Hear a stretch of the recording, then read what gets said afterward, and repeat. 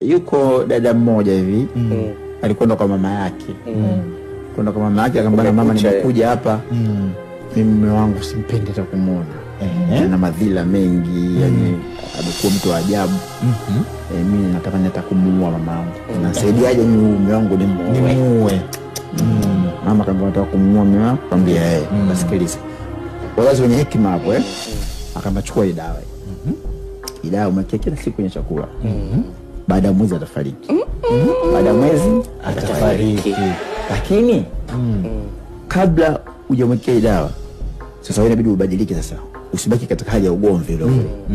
Yaani badilika, uwe muungwana ndani kwako. Ili hata kama anapokuja kufariki, hisia zake zisihisi kama wewe umemuua. Akasema sawa. Basi yule mwanamke akachukua ile dawa, akarudi mpaka nyumbani. Kabla ya kufika mwezi, yule binti akarudi kwa mamake na machozi yanamtoka. Mama, naam, hivi hakuna dawa ya kusaidia mume wangu asife? Hataki tena. Kwa nini mwanangu? Mume wangu kabadilika sana. Tofauti na mwanzo. Sasa hivi tuna amani. Tuko happiness yani mpaka yaeleza badilika ni wewe. Mama akamwambia, mwanangu, ile ilikuwa sumu. Ule ni unga tu nimekupasa.